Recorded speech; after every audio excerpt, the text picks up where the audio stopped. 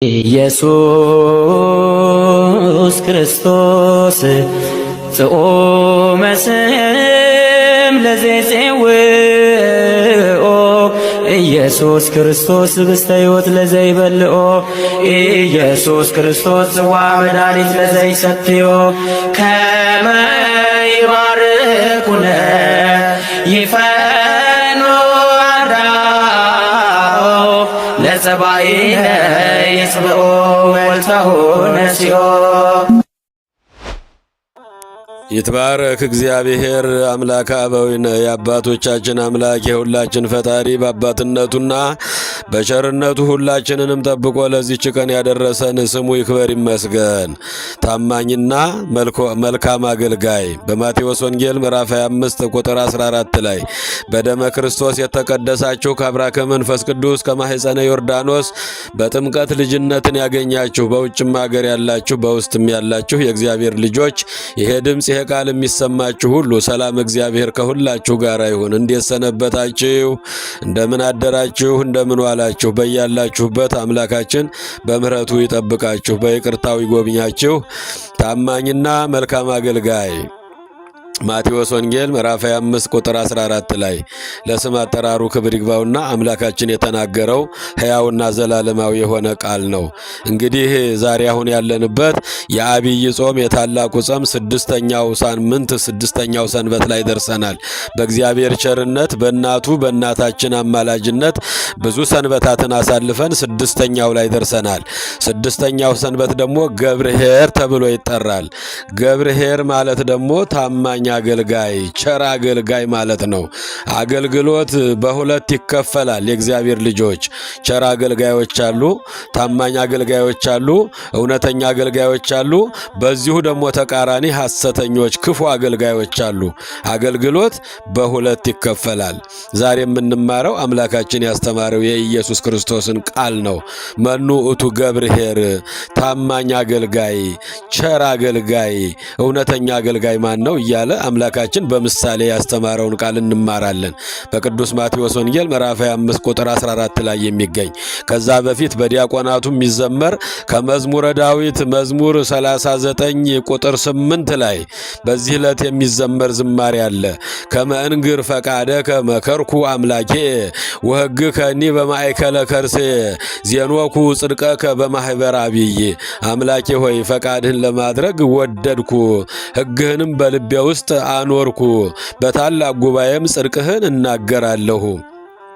አንድም አቤቱ አምላኬ ሆይ ፈቃድህን ሕግህን ወንጌልን እናገር ዘንድ ወደድኩ፣ ሕግህ በልቦናዬ ውስጥ ተጽፎ ይኖራልና ቸርነትህንም በብዙ ጉባኤ ተናገርኩ። ልበ አምላክ የተባለው 7 ሀብታት የሰጠው ዳዊት አባታችን ከመእንግር ፈቃደከ መከርኩ አምላኬ፣ አቤቱ አምላኬ ሆይ ፈቃድህን ሕግህን ወንጌልን እናገር ዘንድ ወደድኩ፣ ሕግህ በልቦናዬ ተጽፎ ይኖራል። የቸርነትህንም ጉባኤ ቸርነትህንም በብዙ ጉባኤ እናገራለሁ። መዝሙር 39 ቁጥር 8 ላይ የእግዚአብሔር ልጆች የዛሬው ትምህርታችን ታማኝና በጎ አገልጋይ ጌታችን መድኃኒታችን ኢየሱስ ክርስቶስ ለስም አጠራሩ ክብር ይግባውና የዛሬ 2000 ዓመት ሰውን ወዶ ሰው በሆነ ጊዜ በእስራኤል ምድር እየዞረ በሚያስተምርበት ወቅት ሰዎች ወደ መንግሥተ ሰማያት መግባት ስለሚያስችላቸው መልካም ነገር ሲያስተምራቸው አንድ ምሳሌ ነገራቸው። ይኸውም አንድ ባለጸጋ ሰው ነበር አለ። ይህም ባለጸጋ ወደ ሩቅ አገር ሊሄድ ተነሳ። 3 አገልጋዮቹንም ጠርቶ ነግደው እንዲያተርፉበት ለአንዱ 5 መክሊት፣ ለሁለተኛው 2 መክሊት፣ ለሶስተኛው ደግሞ 1 መክሊት ሰጥቷቸው ሄደ። ወዲያውኑ 2ቱ ብላቴኖች በመውጣት በመውረድ እንዲሁም በየሀገሩ በመዘዋወር በተሰጣቸው ገንዘብ መነገድ ጀመሩ። 5 መክሊት የተቀበለው በተሰጠው ገንዘብ ወጥቶ ወርዶ በመነገድ ሌላ 5 መክሊት አተረፈ። 2 መክሊት የተወሰደውም እንደዚሁ ወጥቶ ወርዶ በመነገድ ሌላ 2 መክሊት አተረፈ። አንድ መክሊት የወሰደው ግን ወጥቶ ወርዶ ሳይነግድ የተሰጠውን አንድ መክሊት ይጠፋብኛል በማለት ፈርቶ በገንዘቡ በመነገድ ፈንታ የጌታውን ገንዘብ መሬት ቆፍሮ በመቅበር መሬት ውስጥ አስቀመጠው። ከጥቂት ጊዜ በኋላ የእነዚህ አገልጋዮች ጌታ ከሄደበት ሩቅ አገር ተመልሶ መጣና ከአገልጋዮቹ ጋር በመተሳሰብ ጀመረ። በገንዘቡ ምን እንደሰሩበትም ይጠይቃቸው ጀመረ። 5 መክሊት የወሰደው አገልጋይም ወደ ጌታ ቀርቦ ጌታ ሆይ 5 መክሊት ሰጥተኸኝ ነበር፣ እነሆ ወጥቼ ወርጄ ሌላ 5 መክሊት አትርፍ ያለሁ ብሎ 10 መክሊት አድርጎ ሰጠው። ጌታውም በአገልጋዩ እጅግ ተደስቶ አንተ ታማኝና መልካም አገልጋይ። ማቴዎስ ወንጌል ምዕራፍ 25 ከቁጥር 14 ጀምረን እስከ 31 የምናገኘው ታሪክ ነው። የትምህርታችን መነሻ ታማኝና መልካም አገልጋይ። የእግዚአብሔር ልጆች በጥቂት ነገር ታምነሃልና ታምነህ ስለተገኘህ በብዙ ነገር ላይ ሾመሃለሁና የጌታህን ደስታ ተካፈል ብሎ ወደ ጌታህ ደስታ ግባ አለው። 2 መክሊት የወሰደውም ቀርቦ ጌታ ሆይ 2 መክሊት ሰጥተኸኝ ነበር፣ እነሆ ወጥቼ ወርጄ ሌላ 2 መክሊት አትርፍ ያለሁ ብሎ ለጌታው 4 መክሊት አድርጎ ሰጠው። ጌታውም ተደስቶ መልካም ነው አንተ ታማኝና ደግ አገልጋይ፣ በጥቂት ነገር ታማኝ ሆነህ ስለተገኘህ በብዙ ነገር ሾመሃለሁና የጌታን ደስታ ተካፈል ብሎ ወደ ጌታ ደስታ ግባ አለው። በመጨረሻም ያ 1 መክሊት የተቀበለው አገልጋይ ቀርቦ ጌታ ሆይ አንተ ጨካኝ ሰው መሆንክን ስለማውቅ ገንዘብህ የጠፋብኝ እንደሆነ የምከፍለው አላገኝም ብዬ በመፍራት ገንዘቡን በመሬት ውስጥ ቀበርኩት። ይሄውልህ የሰጠኝ ገንዘብ ብሎ ሳያተርፍ ሳይነግድ ሳይወጣ ሳይወርድ የሰጠውን መልሶ ሰጠው። 1 መክሊት ሰጠው። ጌታም እጅግ ተቆጥቶ እንዲህ አለው፣ አንተ ክፉና ሰነፍ አገልጋይ ገንዘቤን ለለዋጮች ወይም ለአትራፊዎች በሰጠኸው ነበር፣ እኔም ገንዘቤን ከነትርፉ ወስድ ነበር። ወደ ሌሎች ሰራተኞች ዞር ብሎ በሉ ገንዘቡን ተቀበሉና 10 መክሊት ላለው ስጡት፣ ላለው ይጨመርለታል ይበዛለትማል፣ ከሌለው ሰው ግን ያው ያለው እንኳን ይወሰድበታል አላቸው። እግዚአብሔር ልጆች ስለ ቃሉ የአምላካችን ስሙ የተመሰገነ ይሁን። እንደሚታወቀው እግዚአብሔር ከፈጠረው ፍጥረት ሁሉ ሰዎች በጠባያቸው በሙያቸው በፍላጎታቸው የተለያዩ ናቸው። በሙያ ረገድ እንኳን ብንሄድ አንዱ ገበሬ ሊሆን ይችላል፣ ሌላው ነጋዴ ሊሆን ይችላል፣ አንዱ ሐኪም ሊሆን ይችላል፣ ሌላው መሐንዲስ ሊሆን ይችላል፣ አንዱ ፓይለት ሊሆን ይችላል፣ አንዱ መካኒክ ሊሆን ይችላል፣ አንዱ ቀዳሽ፣ አንዱ መምህር፣ አንዱ አስተማሪ፣ አንዱ ዘማሪ ሊሆን ይችላል፣ አንዳንዱ ጸሐፊ የሂሳብ ባለሙያ ሊሆን ይችላል፣ አንዳንዱ ፕሮፌሰር ሊሆን ይችላል። በህብረተሰባችን ውስጥ የተለያዩ ባለሙያዎች አሉ። ጌታችን መድኃኒታችን ኢየሱስ ክርስቶስ ግን ከዚህ በላይ የተነገረውን ትምህርት በሚያስተምርበት ጊዜ የነበሩት ሰዎች በጾታ በሙያ በዕድሜ የተለያዩ ነበሩ። በትምህርታቸውና በሕግ አዋቂነታቸው በጊዜውም ከነበሩ ሰዎች እጅግ የላቁ የመጠቁ ሰዎች በአካባቢው ነበሩ። ለምሳሌ ጸሐፍት፣ ፈሪሳውያን፣ ሰዱቃውያን፣ ካህናት፣ ቀራጮች፣ አሳጥማጆች፣ ገበሬዎች ሁሉ ነጋዴዎች ሁሉ አብረውት ነበሩ። ይሄ ምሳሌ ትምህርት ነው። የእግዚአብሔር ልጆች እሱ በሚያስተምርበት ጊዜ በዕድሜያቸው የተለያዩ ነበሩ። በትምህርታቸው በእውቀታቸው በሕግ አዋቂነታቸው በጊዜው ከነበሩ ሰዎች እጅግ የላቁ የመጠቁ ሰዎች ነበሩ። ለምሳሌ ጸሐፍት ፈሪሳውያን ነበሩ፣ ሰዱቃውያን ነበሩ፣ ካህናቶች ነበሩ፣ ቀራጮች ነበሩ፣ አሳጥማጆች ነበሩ፣ ገበሬዎችም ነጋዴዎችም ነበሩ። ከእግዚአብሔር የሚሰጠን ልዩ ልዩ ሀብት አለ። የእግዚአብሔር ልጆች ለእነዚህ ሁሉ የተሰጣቸው መክሊት አለ። የተጠቀሙ አሉ፣ ያልተጠቀሙ አሉ። ከእግዚአብሔር የሚሰጠው ሀብት የተለያየ ነው። ስጋዊም መንፈሳዊም ሀብት ሁሉ የሚሰጠው ከእግዚአብሔር ነውና በጎ ስጦታ ፍጹም በረከት ከላይ ናቸው።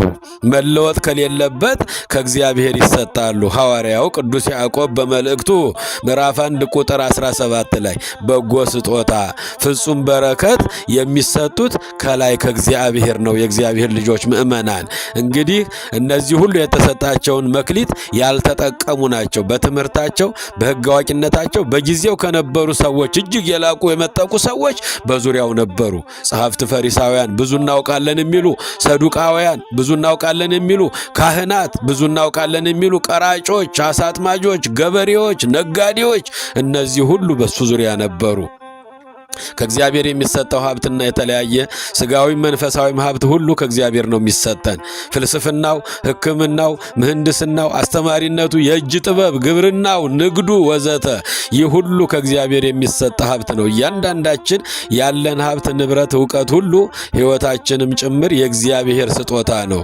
አይደለም ሀብታችን፣ አይደለም ንብረታችን፣ አይደለም እውቀታችን፣ እኛ ራሳችሁ የእግዚአብሔር ነን። የእግዚአብሔር ልጆች ምእመናን እኛ ራሳችን ሕይወታችን ጭምር የእግዚአብሔር በጎ ስጦታ ፍጹም በረከት ነው። ሐዋርያው ቅዱስ ጳውሎስ ከእግዚአብሔር ያልወሰድከው ያልተሰጠህ ነገር ምን አለ ይላል። አንደኛ ቆሮንቶስ ምዕራፍ 4 ቁጥር 7 ላይ ከእግዚአብሔር ያልተሰጠን ከእግዚአብሔር ያልወሰድነው የኛ ነው የምንለው ነገር ምን አለ? የእግዚአብሔር ልጆች እንኳን ሀብታችን፣ እንኳን ንብረታችን፣ እንኳን እውቀታችን ሕይወታችንም ከእግዚአብሔር የተቀበልነው አደራ ነው። ከእግዚአብሔር ያልወሰድነው ከእግዚአብሔር ያልተሰጠን ነገር ምንድነው? አንደኛ ቆሮንቶስ ምዕራፍ 4 ቁጥር 7 ላይ በማለት እያንዳንዳችንን ቅዱስ ጳውሎስ ይመክረናል፣ ይጠይቀናል። ሐዋርያው ቅዱስ ያዕቆብም እንዲሁ ነው። መልካም ስጦታ፣ በጎ ስጦታ፣ ፍጹም በረከት የሚሰጠው ከእግዚአብሔር ነው። ያዕቆብ መልእክት ምዕራፍ 1 ቁጥር 17 ላይ የእግዚአብሔር ልጆች ምእመናን ሀብት ከእግዚአብሔር ነው የሚሰጠው። እውቀት ከእግዚአብሔር ነው የሚሰጠው። ክህነት ከእግዚአብሔር ነው የሚሰጠው። ኃላፊነት፣ ስልጣን ከእግዚአብሔር ነው የሚሰጠው። ጤና ከእግዚአብሔር ነው የሚሰጠው። ጥድሜም ከእግዚአብሔር ነው የሚሰጠው። በተሰጠን ነገር ይሄ ሁሉ መክሊት ነው። የእግዚአብሔር ልጆች በመክሊታችን ካልተጠቀምንበት አንተ ክፉ አገልጋይ ውሰዱና እጁንና እግሩን እሰሩና ወደ ጽኑ ጨለማ ውስጥ ጨምሩት ብሎ ፈረደበት ያለው አምላካችን ሁላችንንም እንደ ስጦታችን ሳላገለገል ነው ለፍርድ በሚመጣ ጊዜ የምንጠየቀው ጥያቄ በምሳሌ ጌታችን ያስተማረው ትምህርት ነው። ከላይ እንደጠቀስነው ሶስቱ ሰዎች የተለያየ ስጦታ የተሰጣቸው ናቸው። በዚያ በተሰጣቸው ስጦታ ወጥተው ወርደው በመስራት ትርፍ ማግኘት ነበረባቸው። ለእኛም ለእያንዳንዳችን ከእግዚአብሔር የተሰጠን ስጦታ አለን። በእነዚህም በተሰጡን ስጦታዎች በሚገባ መስራት ይገባናል፣ ይጠበቅብናል። የምንሰራው ራሳችንን ለመርዳት ለራሳችን ጥቅም ብቻ ሳይሆን ለእግዚአብሔር ክብር ብለን እግዚአብሔርን ማገልገል ግዴታችን መሆኑን ማወቅ አለብን። ቤተ ክርስቲያንን ለመርዳት የእግዚአብሔር ልጆች ቤተ ክርስቲያንን ለመርዳት ህብረተሰቡን ለማገልገልና ለመርዳት መሆን አለበት። ራሳችንን ለመጥቀምና ራሳችንን ለመርዳት ብቻ ከሆነ ከእግዚአብሔር ዋጋ እናገኝም። ወቀሳ እናገኝበታለን፣ ይፈረድብናል። በእግዚአብሔር ዘንድ አያስመሰግነንም፣ እንዲያውም በእግዚአብሔር ዘንድ ያስወቅሰናል። አያችሁ፣ ስጋዊ ሀብት ሁሉ ከእግዚአብሔር ነው የሚሰጠን። ገንዘብ፣ ሀብት፣ ንብረት፣ ርስት፣ ጉልት ቢኖረንም ይህ የእግዚአብሔር ስጦታ መሆኑን መርሳት የለብንም። ቅዱስ ያዕቆብ እንደተናገረው በጎ ስጦታ፣ ፍጹም በረከት ከላይ ከእግዚአብሔር ነው የሚሰጡት። ያዕቆብ መልእክት ምዕራፍ 1 ቁጥር 17 ላይ ከእግዚአብሔር ያልወሰድነው ከኛ ያገኘነው ከቶ ምን አለ? እንኳን ገንዘባችን፣ እንኳን ሀብታችን፣ እንኳን እውቀታችን እኛ ሕይወታችን ራሱ የእግዚአብሔር ስጦታ ነው አለ ቅዱስ ጳውሎስ። የእግዚአብሔር ስጦታ ነው። ታዲያ ይህንን ሀብትና ንብረት ለራሳችን ጥቅም ብቻ ሳይሆን ለእግዚአብሔር ክብርና ለህብረተሰቡ አገልግሎት ለበጎ አድራጎት ልናውለው ይገባል። ለቤተ ክርስቲያን አገልግሎት ጭምር መዋል አለብን። ይህንን ያደረግን እንደሆነ ከእግዚአብሔር ምስጋናንና ምርቃትን ነው የምናገኘው።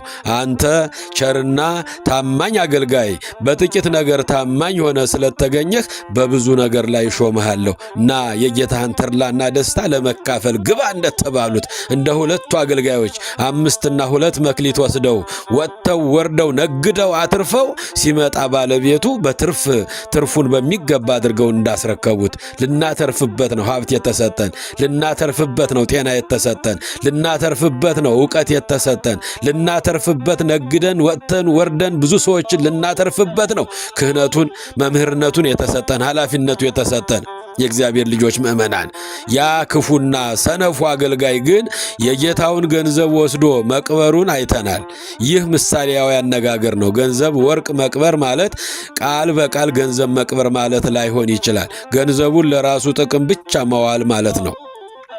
ያለን ገንዘብ ሁሉ የእግዚአብሔር ስጦታ ስለሆነ ያለንን ገንዘብ ለራሳችን ጥቅም ብቻ ከአዋል ነው እኛም ክፉና ሰነፍ አገልጋዮች ስለምንባል መጠንቀቅ ይገባናል። አንዳንድ የዋሆች ሰዎች ግን ይህን ምሳሌ የተነገረው ለመምህራን ለካህናት ብቻ ይመስላቸዋል። ለካህናት ብቻ አይደለም፣ ለካህናትም ተነግሯል፣ ለካህናቱም ተነግሯል። ወጥተው ወርደው ያላመነውን ማሳመን፣ ያልተጠመቀውን ማጥመቅ፣ ያልተማረውን ማስተማር፣ ቀድሶ ማቁረብ፣ ወጥቶ ወርዶ ማስተማር፣ ወንጌል ሰባኪነትን ሥራ ማድረግ ለካህናቱም የተሰጠ አደራ መክሊት ነው። በመሰረቱ ለሀብታሞቹም ለምእመናንም የሚገባ ነው። አንዳንድ የዋሆች ግን ለካህናት ብቻ የተሰጠ ይመስላቸዋል። ምእመናንን አይመለከትም ብለው ያስባሉ። ነገር ግን ምሳሌያዊ ትምህርቱ መምህራንንም ምእመናንንም የሚመለከት መሆኑን ከዚህ የሚከተለው ታሪካዊ ምሳሌ ያስረዳናል። አንድ የትርጓሜ መጽሐፍት ሊቅ ጉባኤ ዘርግተው እያስተማሩ ሳለ አንድ የኔ ቢጤ ድሃ መጣና ከደጃፋቸው ላይ ቆመ።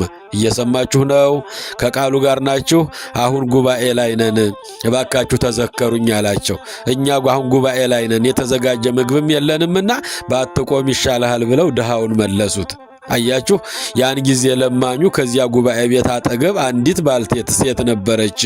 ወደ እርሷ ሄደና እሷ ደጅ ቆመና ስለ ክርስቶስ ተዘከሪኝ አላት። ያን ጊዜ ትኩሱን እንጀራ እጥፍ አድርጋ ከወጥ ጋር ስትሰጠው አይተው የመጽሐፍ መምህሩ ለተማሪዎቻቸው ተመልከቱ ልጆቼ፣ እኛ እናነባለን፣ ሴትየዋ ግን ትተረጉመዋለች አሉ። አያችሁ፣ የትርጓሜ አስተማሪ ናቸው እሳቸው። ነገር ግን ምን አሉ? እኛ ትንባቡን ብቻ እናነበዋለን፣ ትርጓሜውን ደግሞ እሷ ሴትየዋ ትተረጉመዋለች፣ እሷ አበላቸው አጠጣችው፣ እኛ ግን ጉባኤ ላይ ነን ብለን መለስ ነው ብለው በምሳሌ አባታችን አስተማሩ። እንግዲህ የእግዚአብሔር ልጆች ምእመናንና ምእመናን ጌታችን መድኃኒታችን ኢየሱስ ክርስቶስ በሚመጣ ጊዜ ሁላችንንም ይተሳሰበናል። ጌታችሁ አምላካችሁ በየትኛው ቀንና ሰዓት እንደሚመጣ አታውቁምና ተግታችሁ ጠብቁ። ማቴዎስ ወንጌል ምዕራፍ 24 ቁጥር 42 ላይ በየትኛው ጊዜ በየትኛው ሰዓት እንደሚመጣ አታውቁምና ተግታችሁ ጠብቁ። እንግዲህ ሁላችንም ከፈጣሪ ትንሽም ይሁን ትልቅ የተለያዩ ስጦታዎች ተቀብለናል። አንዳንዶቻችን ለማስተማር፣ አንዳንዶቻችን ለመምከር፣ አንዳንዶቻችን ለማገልገል፣ አንዳንዶቻችን ለመዘመር፣ አንዳንዶቻችን በሀብታችን ነግደን ለማትረፍ ብዙና ብዙ ከእግዚአብሔር ያልተሰጠን ነገር የለም። ሀብቱ የእግዚአብሔር ስጦታ ነው። ዕውቀት የእግዚአብሔር ስጦታ ነው። ክህነቱ የእግዚአብሔር ስጦታ ነው። ስልጣኑ፣ ኃላፊነቱ የእግዚአብሔር ስጦታ ነው። ዕድሜም የእግዚአብሔር ስጦታ ነው። ጤናም የእግዚአብሔር ስጦታ ነው። ሐዋርያው ብርሃነ ዓለም ቅዱስ ጳውሎስ እንዲህ ይለናል ለሮሜ ሰዎች ምዕራፍ 12 ከቁጥር 6 ላይ ስለዚህም እግዚአብሔር በጸጋው የሰጠንን ልዩ ልዩ ስጦታ በሥራ ላይ እናውለው። እየሰማችሁ ነው? ስለዚህ እግዚአብሔር በጸጋው የሰጠንን ልዩ ልዩ ስጦታችንን በሥራ ላይ እናውለው። ስጦታችን የእግዚአብሔር ቃል መናገር ከሆነ በእምነታችን መጠን የእግዚአብሔርን ቃል ለሕዝብ እንናገር፣ ቃሉን እናስተምር።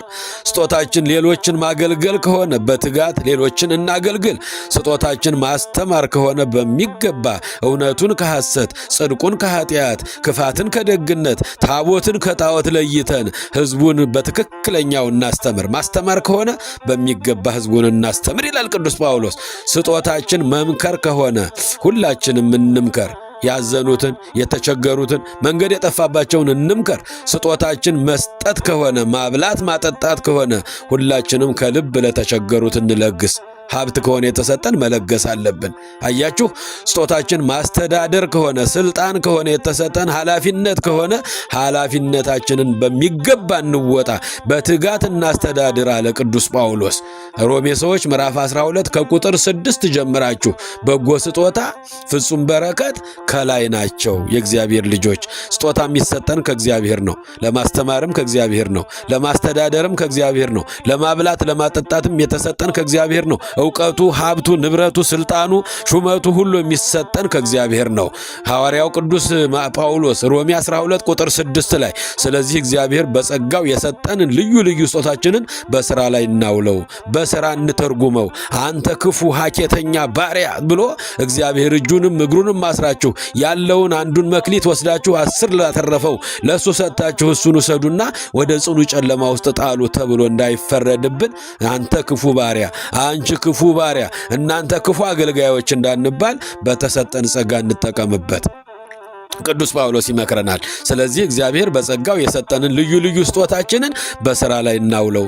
ስጦታችን የእግዚአብሔርን ቃል መናገር ከሆነ ለሁሉም እውነቱን ከሐሰት ጽድቁን ከኃጢአት ዞረን እንናገር። በእምነታችን መጠን የእግዚአብሔርን ቃል እንናገር። ስጦታችን ሌሎችን ማገልገል ከሆነ በትጋት እናገልግል። ጉልበት ያለው በጉልበቱ፣ ገንዘብ ያለው በገንዘቡ፣ ዕውቀት ያለው በዕውቀቱ፣ ሁሉም በተሰጠው መክሊት መጠቀም አለበት። ስጦታችን ማስተማር ከሆነ በሚገባ እናስተምር። እውነትን ከሐሰት ጽድቅን ከኃጢአት ክፋትን ከደግነት እውነትን ከሐሰት ለይተን ለሚገባው ሕዝብ እናስተላልፍ መልእክቱን። ስጦታችን መምከር ከሆነ ለሁሉም እንምከር። ስጦታችን መለገስ ከሆነ ከልብ እንለግስ። ሀብት ካለን ሀብታችንን ማካፈል አለብን። ስጦታችን ማስተዳደር ከሆነ ኃላፊነት ከሆነ በሚገባ ሕዝባችንን እናስተዳድር። ከትንሹ ስልጣን እስከ ላይ ሀገር መሪነት ድረስ ያሉ ሁሉ ኃላፊነቱ የተሰጣቸው ከእግዚአብሔር ነው። ይሄ ሁሉ መክሊት ነው የሚባለው። ማስተዳደር ካለብን በሚገባ ማስተዳደር አለ። ስጦታችን ምሕረት ማድረግ ከሆነ በደስታ ለሁሉም ምሕረትን እናድርግ። መንፈስ ቅዱስ አንድ ነው፣ ስጦታው ልዩ ልዩ ነው። የእግዚአብሔር ልጆች እግዚአብሔር አንድ ነው፣ ስጦታው ለሰው ግን ልዩ ልዩ ነው። ሐዋርያው ቅዱስ ጳውሎስ በመልእክቱ አያችሁ አንደኛ ቆሮንቶስ ምዕራፍ 12 ከቁጥር 4 ላይ ስናነብ የምናገኘው ቃል ነው። መንፈስ ቅዱስ አንድ ነው፣ ስጦታው ግን ልዩ ልዩ ነው። መንፈስ ቅዱስ ግን አንድ ነው፣ ልዩ ልዩ አገልግሎቶች አሉ። ጌታ ግን አንድ ነው፣ ልዩ ልዩ የሥራ አይነቶች አሉ። ነገር ግን ሁሉንም በሥራ በሰዎች አማካኝነት የሚያከናውን አንዱ እግዚአብሔር ነው። ለእያንዳንዱ መንፈስ ቅዱስን የመስጠት የመለገስ ስጦታ የሚሰጠው ለጋራ ጥቅም ነው። መንፈስ ቅዱስ ለአንዱ ሰው በጥበብ የመናገር ችሎታ ይሰጠዋል። ያው አንዱ መንፈስ ለአንዱ እምነት ይሰጠዋል፣ ለሌላውም የመንፈስ ስጦታን ይሰጠዋል። እንዲሁም ለአንዱ ታምራት የማድረግ ኃይልን ይሰጠዋል፣ ለሌሎችም የትንቢት ቃል የመናገር ስጦታ ይሰጠዋል። ለሌላው ደግሞ ስጦታዎችን ከመንፈስ ቅዱስ መሆናቸውን ርኩሳን ይሰጠዋል። የእግዚአብሔር ልጆች ምእመናንና ምእመናት እንግዲህ መንፈስ ቅዱስ አንድ ነው፣ ስጦታው ደግሞ ልዩ ልዩ ነው። በተሰጠን ጸጋ በተሰጠን ዕውቀት እንዳንወቀስበት መጠቀም መቻል አለብን። የእግዚአብሔር ልጆች እንግዲህ እግዚአብሔር አምላካችን 3 ሰዎችን መርጦ ነው፣ 3 አገልጋዮችን ነው የተለያየ መክሊት ሰጥቷቸው እንደሄደ። የእግዚአብሔር ልጆች ምእመናንና ምእመናት እኛም በእግዚአብሔር የተቀበልናቸው አደራዎች አሉ። ነጋዴ ከሆንን ነግደን ልናተርፍበት፣ ቃሉን የእግዚአብሔርን ቃል ወጥተን ወርደን ልናስተምርበት። የአገልጋዮች ባህሪ እንደዚህ ነው መሆን ያለበት። የእግዚአብሔር ልጆች ምእመናንና ምእመናት የመጀመሪያውና የሁለተኛው አገልጋዮች መንፈስ ሁለቱም ሰርቶ ማግኘት እንደሚቻል የሚያምኑ ናቸው። ለጌታቸውም ታማኞች፣ በሥራ ላይ የሚያጋጥማቸውን ችግር በማሰብ ጊዜያቸውን የማያጠፉ ሰዎች ነበሩ ሁለተኛው አገልጋይ እንደ መጀመሪያው አገልጋይ ለምን 5 አልተሰጠኝም ብሎም ያለ ኩርፊያ በተሰጠው የሚሰራ ነበረ።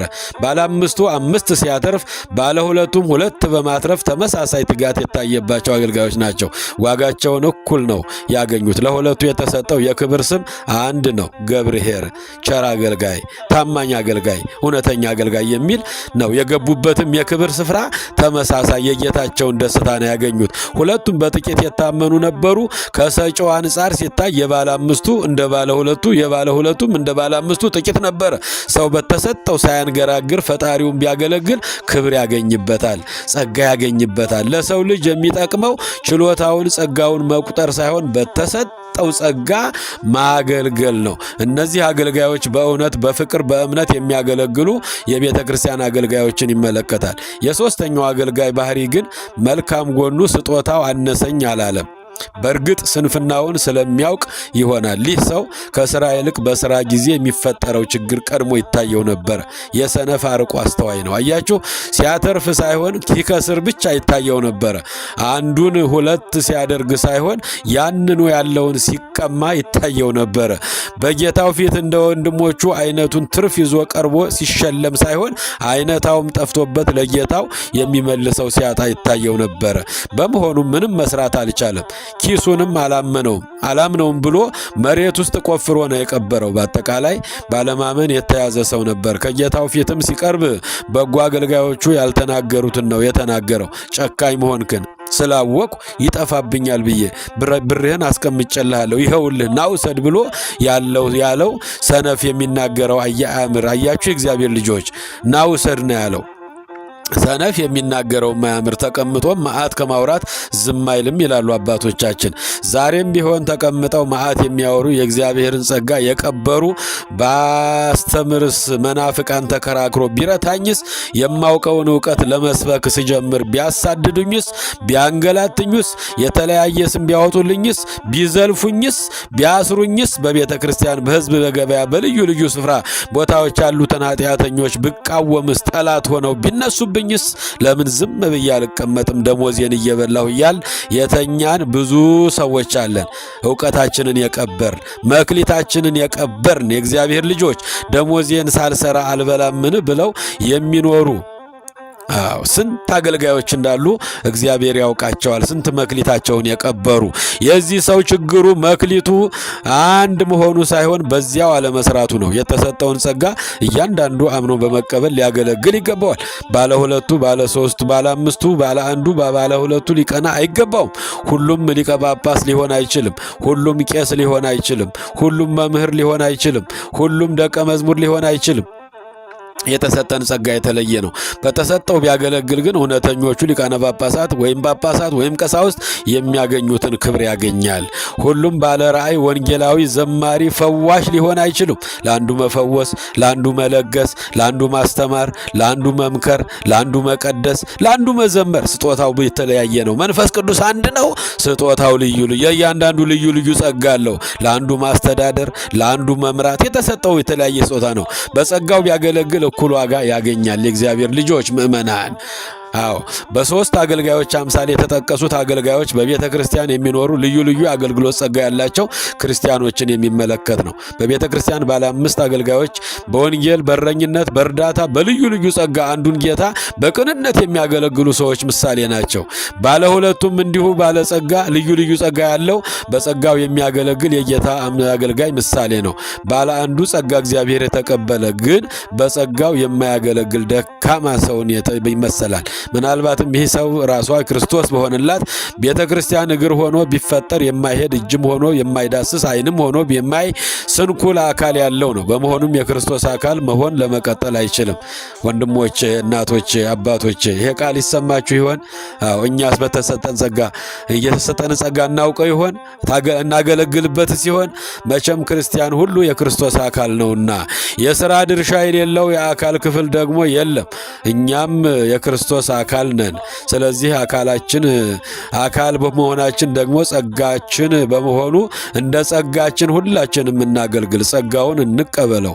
ወንጌልን በጊዜውም አለጊዜውም ሲሞላልንም ሲጎርልብንም አለ ቅዱስ ጳውሎስ ለጢሞቴዎስ ለልጁ ሲመክረው በጊዜውም አለጊዜውም ሲሞላም ሲጎርልም ስናገኝም ስናጣም በሐዘንም በደስታም ጊዜ ወንጌልን እውነትን ልንናገር እውነትን ልንሰብክ ሀብታሙ ይመጸውት ዘንድ መምህሩም ያስተምር ዘንድ ዘማሪው ይዘምር ዘንድ ጸሐፊው ይጽፍ ዘንድ ሁሉም በጸጋው ያገለግል ዘንድ መክሊት ተቀብሏል። የእግዚአብሔር ልጆች እንዲህ ቢሆንስ እንዲያ ቢፈጠርስ እያል ባለማመን ዕለታትን ጊዜያትን ስናባክን በመጠራጠር ክፉን እንጂ በጎውን ጥፋት እንጂ ትርፍን ባለማሰብ ባለማመን ከአገልግሎት አንቆጠብ። መከራም ቢመጣ ሞትም ቢመጣ በጎም ሆነ ክፉ ነገር ቢከሰት ወይም ባይከሰት ነገን የሚያውቅ ጌታችን አምላካችን ኢየሱስ ክርስቶስ ብቻ ነው። ሰው ይጠላኛል፣ ክብሬ ይቀነሳል፣ ስሜ ይጠፋል፣ ስም ያወጡልኛል፣ መናፍቅ ተከራክሮ ይረታኛል፣ ነገ ችግር ይገጥመኛል፣ ልሰራለሁ አገለግላለሁ ብዬ ከምሰናከል ከምፈተን ለምን ዝም ብዬ አልቀመጥም አንበል። ሁላችንም የተሰጠንን መክሊታችንን እንጠቀም፣ እናውጣው፣ አንቅበረው። እንደ ክፉ አገልጋይ አንተ ሐኬተኛ፣ አንተ ክፉ አገልጋይ ተብሎ እንዳይፈረድብን። ይመጣል ዳኛው፣ ፈራጁ ይመጣል፣ ሊተሳሰበን ይመጣል። እድሜ የሰጠን ልናገለግል ልናተርፍበት ነው። ጤና የሰጠን ልናተርፍበት ነው። ክህነቱን የያዝነው ልናተርፍበት ነው። አስተማሪ የሆነው ልናተርፍበት ነው። ለስራ አገልግሎት እንነሳ። እንደ ሁለቱ ቅን አገልጋዮች ይሳካልናል። ቃሉን በእዝነ ሰማያን እንዝራው፣ ይበቅልልናል።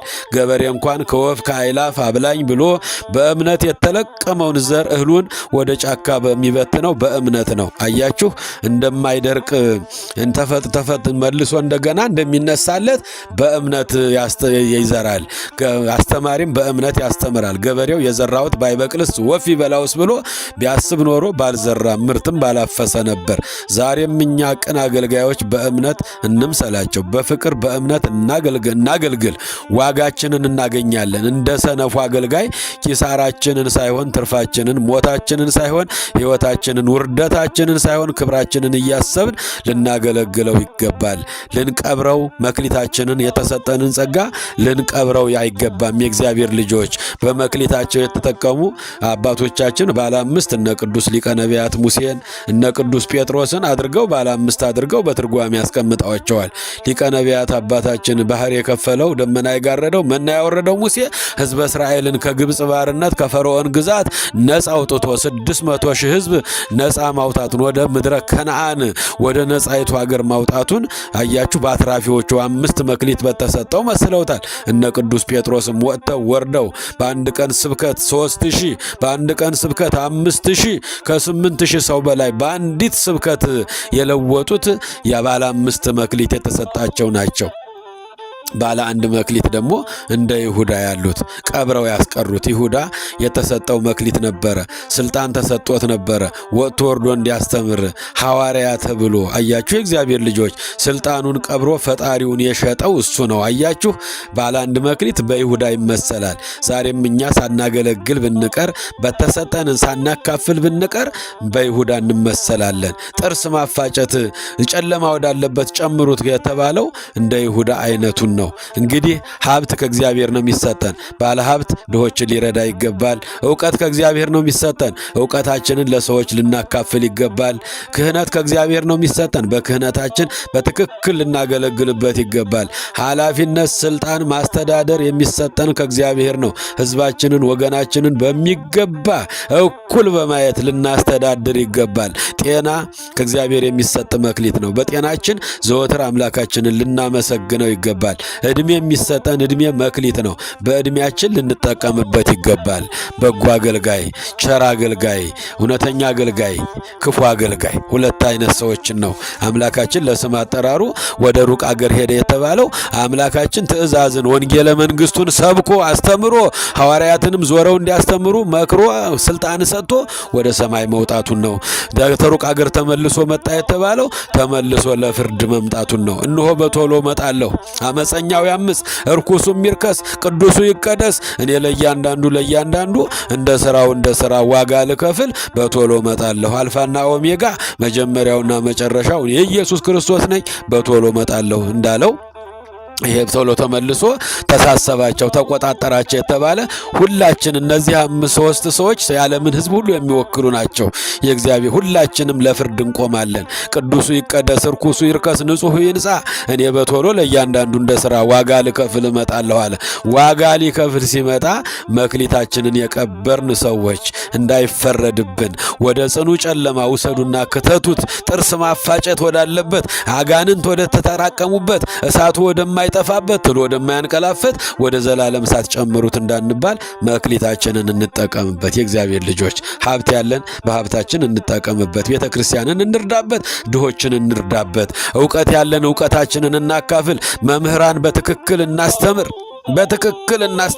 እውነቱን ከሐሰት፣ ጽድቁን ከኃጢአት፣ ክፉን ከደግነት ለይተው የእግዚአብሔር በጎች ወደ በረቱ እንዲገቡ፣ በጎውን ሥራ እንዲሰሩ፣ ንስሐ እንዲገቡ፣ ለጽድቅ እንዲበቁ፣ ለቅዱስ ቁርባን እንዲበቁ ሁላችንም የተሰጠንን ጸጋ እንጠቀምበት። ክህነት በክህነታችን እንጠቀምበት። ኃላፊነት፣ ስልጣን የተሰጠን በትክክል ሕዝባችንን እንምራበት። ጤና የተሰጠን ሁልጊዜ አምላካችንን ጤና ስለሰጠን እናመስግንበት። ጤና ያጡ በየጸበሉ፣ በየሆስፒታሉ፣ በየጓዳው፣ በየበረንዳ ጤና አጥተው አንገታቸውን የደፉን በማሰብ ጤና የሰጠንን አምላክ እናመስግንበት። እድሜ የተሰጠን እንዲሁ መክሊት ነው። በእድሜያችን እንጠቀምበት። ሲመጣ ለፍርድ ሲተሳሰበን እግዚአብሔር አንተ ክፉ አገልጋይ፣ አንተ ሀኬተኛ አገልጋይ ብሎ እጁን እግሩን አስራችሁ ወደ ጽኑ ጨለማ ጥርስ ማፋጨት ወዳለበት ክተቱት የተባለው በጎ ካልሰራን በዘመናችን፣ በእድሜያችን፣ በጤናችን፣ በእውቀታችን፣ በሀብታችን፣ በስልጣናችን ካልተጠቀምንበት እንዲህ አይነቱ ዕጣ እንዳይደርሰን የእግዚአብሔር ልጆች ሁላችንም